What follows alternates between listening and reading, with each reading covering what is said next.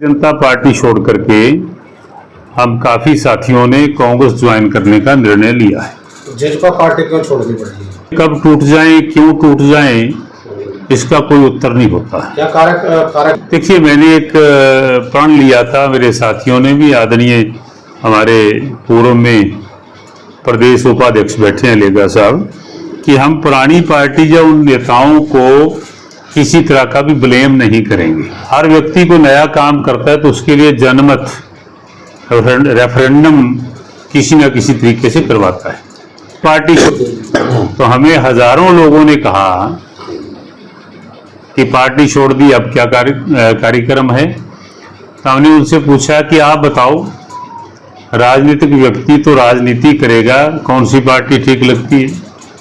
तो हमें तो मेजॉरिटी लोगों ने यही कहा कि कांग्रेस को ज्वाइन करो। तो ये जो जनमत है, पब्लिक ओपिनियन जो है, उसका हमेशा आदर करना चाहिए। हमने उस पब्लिक ओपिनियन को ही चुना। पिछले बयान राजनीति में ऐसी कोई कमिटमेंट नहीं होती।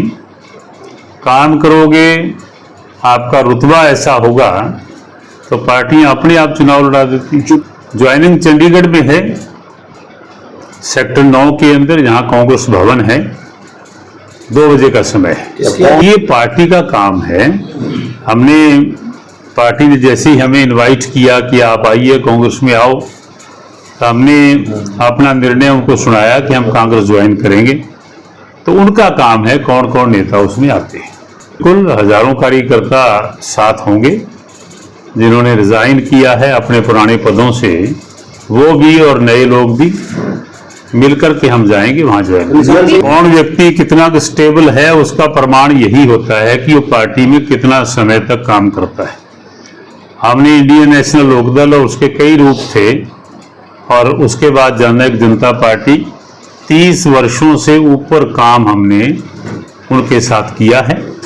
और जब ऐसा लगा कि अब कुछ बदलाव का समय है, कि ये सारी चीजें कार्यकर्ताओं के कहने पे होती हैं, उनकी आशाओं पे खरा उतरने के लिए होती हैं, तो उनकी आशाओं का हम मान सम्मान करें। तब 30 वर्षों के बाद नहीं, ऐसा अभी कांग्रेस में ज्वाइन करेंगे, उनके मेंबर बनेंगे, परिवार के साथी बनेंगे, तभी जाकर के। और मैं तो ये समझता हूँ, हम तो फ्लेक्सिबल लोग हैं, और पार्टियों के अंदर यही प्रमाण है, जैसे मैंने कहा कि 30 वर्ष तक एक पार्टी में रहना, और कई तरह की दिक्कतें, कठिनाइयां आप लोगों को हर फील्ड में आती जहां आप होते हैं, उनको सहन करना और इतनी पेशेंस रखना, ये प्रमाण है उस चीज का। हम मिलकर के काम करेंगे। जितने भी कार्यकर्ता ऑलरेडी कांग्रेस में हैं, वो टोहाना के अंदर जितने साथी सब मिलकर काम करेंगे ताकि पार्टी भूत किया जा सके। ये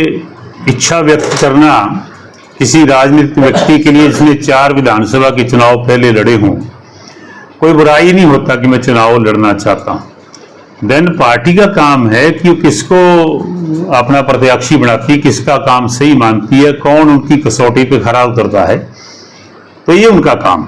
देखिए, जिस डगर, जिस रास्ते पे पहले चल रही है, जिसका ज्ञान है, पता है, एक स्टेमिना है, लोगों से मेलजोल है, तो वहां कोई दिक्कत नहीं आती। तो भाई, मैंने आपको कहा कि 30 वर्ष एक पार्टी में काम करना, ये स्टेबिलिटी जो है वही बताती है कि टिकाऊ लोग हैं। ये नहीं है कि मेरी इच्छा पूरी होती है तो मैं पार्टी में हूं, नहीं होती तो नहीं हूं, ऐसा नहीं है। पार्टी तो पार्टी होती है, उसमें काम करेंगे, हर हालात में काम करेंगे। तो हमने कभी नहीं कहा कि भाजपा डूबता हुआ जहाज है, ना हम ऐसी भाषा कभी बोलते।